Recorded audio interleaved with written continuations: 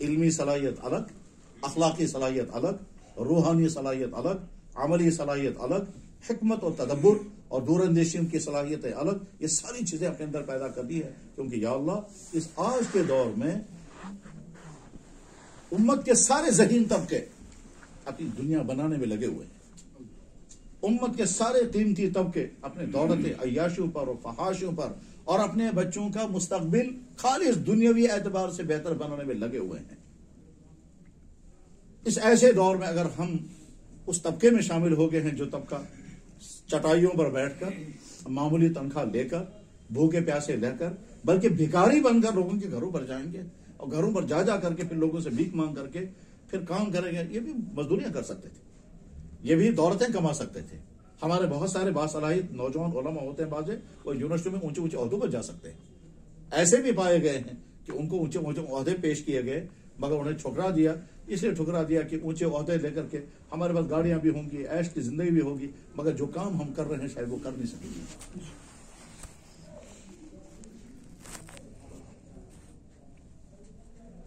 हजरात, इस वक्त उम्मत के सामने दीन के क्या क्या तकाजे हैं? जवाब खालिस दीनी एक नुक्ता नजर से, दुनियावी एतबार से क्या क्या तकाजे हैं ये अलग बहस है। खालिस दीनी नुक्ता नजर से उम्मत के सामने क्या क्या तकाजे हैं कि नंबर एक, उम्मत की नई नस्ल कम से कम कलमा खान रहे, कम से कम कलमा पढ़ने वाली वो बाकी रह सके। वरना इस बात का खदशा है कि जो रविश इस वक्त उम्मत की है, अगर ये रविश झूम की तू चलती रही तो आगे चल करके मुसलमानों के घरों में पैदा होने वाले बच्चों के पास कलमा भी नहीं होगा। हाल उसका एक ही है, वह है हमारे छोटे छोटे मकातिब, चाहे वो मस्जिदों से वाबस्ता हो, चाहे वो अलग बनाया जाए, चाहे मदरसों के ज़िम्नी तौर पर हो। इसीलिए तमाम ऊपर से लेकर नीचे तक तमाम अकाबरीन की फिक्र है कि मकातिब अगर वजूद में नहीं आए तो वो तमाम नस्ल जो स्कूलों और कॉलेजों में पढ़ रही है उस तमाम नस्ल के पास कलमा भी बाकी नहीं रहेगा। बल्कि आगे चलकर हो सकता है निज़ामी तालीम ऐसा है जिसमें सरासर कुफ्र होगा, उसमें सरासर शिर्क होगा। उसमें पहले तो मॉर्निंग असेंबली में जब प्रेयर पढ़ते थे तो उसमें खुदा के हमद के कलमात भी हुआ करते थे। लब्बे आती है दुआ बनकर खुदाया मेरी, तो खुदाया तो आ गया था, लेकिन अब वो नहीं, अब खाली शिरकियात पढ़ाई जाएंगी। तो अब उम्मत का सबसे पहला बड़ा मसला ये है, उम्मत का दूसरा बड़ा मसला ये है कि जो बड़ी नौजवान नस्ल है जो स्कूलों में, जो कॉलेजों में है, जो इस सेकंड टाइड कल्चर में तबाह हो गई है, उनका ईमान, उनके अखलाकियात, उनका किरदार ऐसा बिगड़ा हुआ है कि बस सिर्फ इतना बाकी रह गया है, मुसलमान घर में पैदा हुआ है और खतना हो गया है, इसके अलावा उनके पास कुछ भी बाकी नहीं है। और बहुतों का तो अब इस्लामी नाम भी बाकी नहीं है, अब तो नाम भी ऐसे ऐसे हैं कि नाम से पता ही नहीं चलता है। तो अब इस नस्ल का इस्लाम बाकी बचेगा कैसे? उसके लिए मदरसे, वो मदरसों में कितने आएंगे और कितने फायदा उठाएंगे ये अलग बहस, लेकिन बस। और तीसरा बड़ा मसला उम्मत के अंदर क्या है कि दीन के नाम पर जो तरह तरह की तहरीफात हर जमाने में होते रही, आज भी हो रही है। किस्म किस्म के नए लोग पैदा हो गए हैं और वो तशरीहात नहीं कर रहे हैं। खुसूसन आज का ये जो सोशल मीडिया है, इस सोशल मीडिया ने न जाने कितने मुफक्किरीन सामने लाए हैं और वो दीन की तशरीहात कर रहे हैं। कोई एक साहब है, कोई गांधी साहब है, कोई फलां साहब है, कोई इंजीनियर साहब हैं, कोई डॉक्टर साहब हैं। ये नए नए अफराद आकर के दीन की तशरीह करने के लिए बैठे हैं और खुलासा उसका सिर्फ कंफ्यूजन है, उस कुछ नहीं है। इस सारी तहरीफ की मुसीबत को रोकना इसे उलमा की जिम्मेदारी है। तशरीह दीन के साथ साथ तहरीफ होने लगे वो तशरीह रद्द, तशरीह दीन के साथ तहरीफ नहीं होनी चाहिए, तब वो तशरीह काबिल कबूल है और उलमा की जिम्मेदारी है इस पर नजर रखें कहां से क्या गलती फैलाई जा रही है। ये आज ही की जिम्मेदारी नहीं है। मैं बात को रोक करके अलग से एक बात अर्ज करना चाहूंगा कि अगर ये सवाल पैदा हो जाए बर्रे सगीर में इस्लाम पर सबसे मुश्किल दौर कब आया,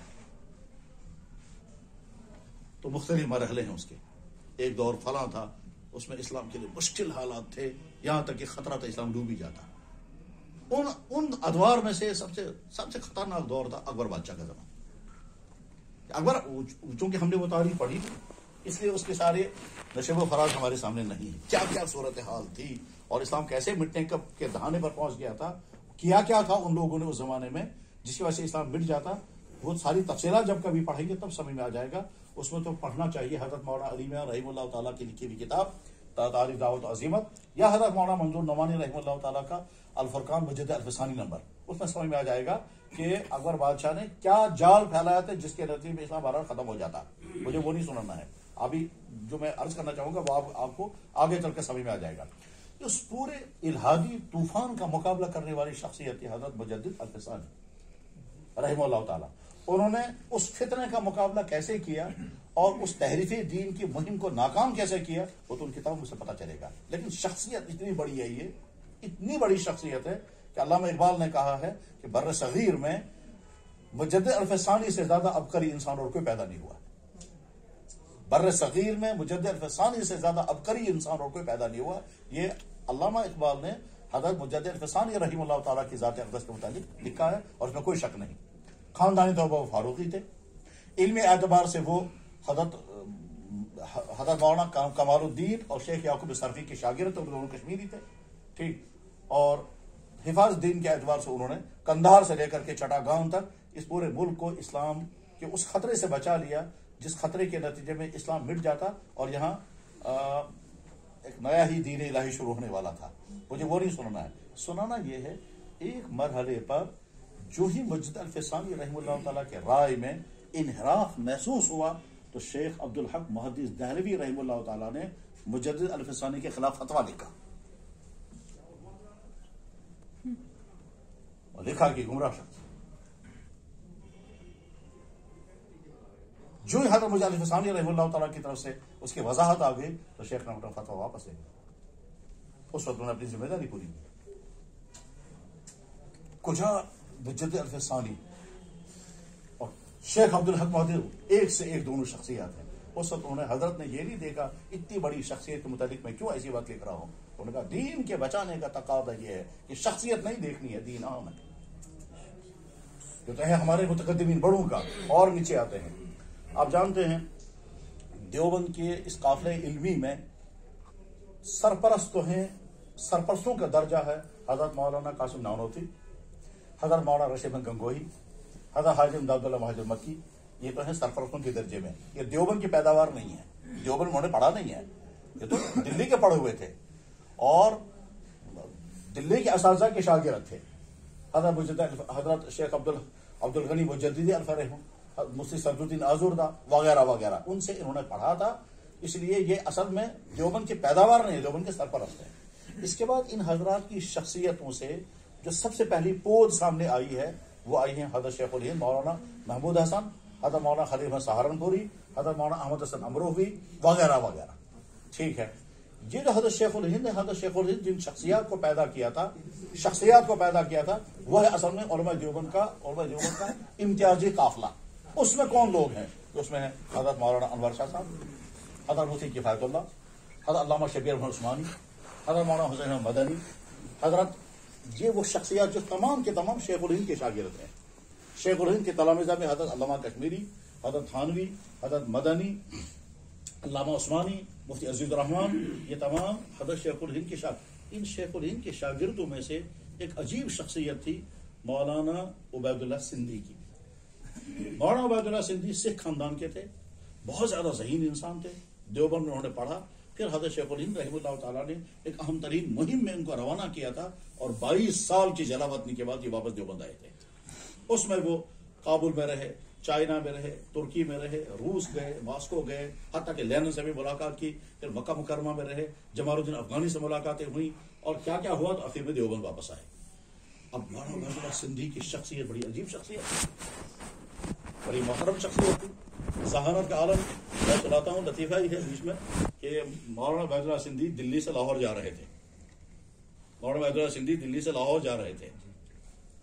तो चूंकि उनको पठानकोट से गुजरना था तो मौलाना अबुल आला मौदूदी ने लिखा कि मैंने सुना कि मौलाना उबैदुल्लाह सिंधी लाहौर जा रहे हैं, तो मैंने सोचा पठानकोट में मैं जाकर मुलाकात करूंगा। तो कहता है मैं ट्रेन में चढ़ा, मौलाना ने मुझे कभी देखा नहीं था, मैंने भी मौलाना को कभी नहीं देखा था। कहता है मैं जब ट्रेन में चढ़ा तो जो ही मैं ट्रेन में चढ़ा तो एक आदमी ने मुझे बुलाकर कहीं आ जाओ। तो मैं जब करीब गया तो उन्होंने कहा आप अबुल आला मौदूदी तो नहीं हो? मैंने कहा जी हजरत मैं ही हूं, मगर आपको कैसे पता चल गया? कल का तुम्हारी शक्ल से मुझे लगता है जो तुम्हारी तहरीरें हैं उन तहरीरों से जो शक्ल है वो तुम्हारी बनती है। यह मौलाना उबैदुल्लाह सिंधी और फिर मौलाना ने खुद लिखा, कहने लगा क़याफ़ा शनासी की ऐसी वाज़ेह मिसाल मैंने कहीं नहीं देखी, ये उन्होंने लिखा है मौलाना उबैदुल्लाह सिंधी। मेरे भाई मुझे वो नहीं सुनाना है। मौलाना उबैदुल्लाह सिंधी के कुछ ख्यालात दारुल उलूम देवबंद में रह करके जब देवबंद के हजरात असातिज़ा को महसूस हुआ कि डगमगा रहे हैं, तो दारुल उलूम देवबंद से फतवा निकला मौलाना उबैदुल्लाह सिंधी के खिलाफ, और वो वहां मौजूद थे। मौलाना हुसैन मदनी जैसी शख्सियत, मौलाना उबैदुल्लाह सिंधी उनके बड़ों में, कोई परवाह नहीं। उलमा की जिम्मेदारी है कि वो दीन का काम कहीं हो रहा हो तो उसको चेक करें, ये ठीक हो रहा है या गलत, ठीक हो रहा है तो साफ, और गलत हो रहा है तो निशानदेही कर दें, ये बात गलत है, ये बात सही नहीं है। आप जानते हैं सर सैयद अहमद खान के बाद उर्दू जुबान के जो चंद बड़े इमाम पैदा हुए हैं, उर्दू जुबान के चंद बड़े इमाम, उनको कहते हैं शुमूस सित्ता, 6 आफ्ताब। उर्दू जुबान जिन 6 आफ्ताबों के जरिए आगे चली है उसमें है शम्सुल उलमा डिप्टी नजीर अहमद, शम्सुल उलमा अल्ताफ हुसैन हाली, शम्सुल उलमा मुंशी ज़काउल्लाह, शम्सुल उलमा, और खैर उन शम्सुल उलमाओं में से एक साहब थे, उनका नाम था डिप्टी नजीर अहमद।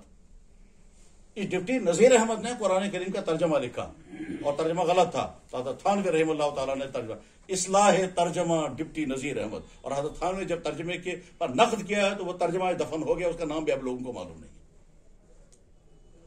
डिप्टी नजीर अहमद साहब ने दहलवी जुबान में, टकसाली उर्दू में, मुहावराती जुबान में शानदार उर्दू कुरान शरीफ का तर्जमा लिखा, लेकिन कुरान के मतन और कुरान के उसलूब से हटा हुआ तर्जमा था। हज़रत थानवी ने उस पर रद्द लिखा, इस्लाह तर्जमा दहलवी, और उसके बाद फिर आपने नाम भी नहीं सुना होगा डिप्टी नजीर में कोई तर्जमा लिखा या नहीं। क्यों? उलमा की जिम्मेदारी है, उनके कंधों पर यह है कि अगर कहीं कोई काम होने लगे और उसमें जरा सा रत्ती भरा दाएं बाएं का फर्क होगा तो उलमा की जिम्मेदारी को उसकी निशानदेही करें। और ये अल्लाह के नबी ने फरमाया यनफून अन तहलीफ अल-गालीन। मुझे याद है एक दफा किसी साहब ने मुझसे पूछा कि आपको इख्तिलाफ क्या है, मैंने कहा इख्तिलाफ तो कुछ नहीं है, मगर एक आदमी ऐलान करा दीन नाम है सिर्फ 6 बातों का, तो बाकी सारे दीन को हमको क्या दफन करना है? इसके बावजूद आप लोग कहते हैं चुप रहो। एक आदमी खुल कर कह रहा है दीन नाम है सिर्फ 6 बातों का, तो बाकी तमाम अबवाब दीन को हम खत्म करना है। इसलिए हमारी जिम्मेदारी हम बताएंगे कि साहब दीन का काम है, इसमें इतनी बार गलत है, इतनी बार सही है, और ये हमारे अकाबिर का विरसा है जो हमें निभाना है, बहरहाल बोलना होगा। खैर, तो मैं अर्ज कर रहा था कि हमारा नाम उलमा में शामिल हो गया है, इसलिए पहला काम हमारा है उम्मत की नई नस्ल की फिक्र करना, और वो आप अपने मदारिस में, अपने मकातिब में, अपने मसाजिद के साथ जो मकातिब हैं उसके जरिए से हिफाजत का काम और वो करना है, और ये बुनियादी काम है। याद रखें, ऐसा हो सकता है कि एक हमारा साथी किसी मदरसे में ऊंची किताब पढ़ाते हुए लुत्फ महसूस करता होगा तहकीकात बयान करते करते, जब वो एक एक मसले पर 1-1 घंटे तकरीर करता है तो लुत्फ महसूस होता है, और उसके मुकाबले में हमारा एक उस्ताद किसी पहाड़ी पर बैठ करके अली बे और कलमे याद करा रहा है, इसका काम ज्यादा कीमती है मुकाबले उसके। बिलाशुबा उसकी अजमत बहुत ज्यादा है, उसका एहतराम भी बहुत ज्यादा है, उसके पीछे लोग चलते भी होंगे, उसका जूता भी उठाते होंगे, और इस हमारे उस्ताद को कोई नहीं पूछता होगा, मगर असल काम इसका है जो उस पहाड़ पर बचा रहा है उन नस्लों को जो नस्लों के पास कलमा बचेगा ही नहीं। तो हमारा ये कलमा पढ़ाने वाला, अदीबे पढ़ाने वाला उस्ताद अपने आप को मामूली न समझे, ये अहम तरीन कीमती काम अंजाम दे रहा है। दूसरा, आज के इस अहद में उम्मत मुस्लिमा के दीन के बचाने का ये जो दावत और तबलीग का सिलसिला है, इस सिलसिले को के बारे में हमें समझना है कि है क्या ये सिलसिला।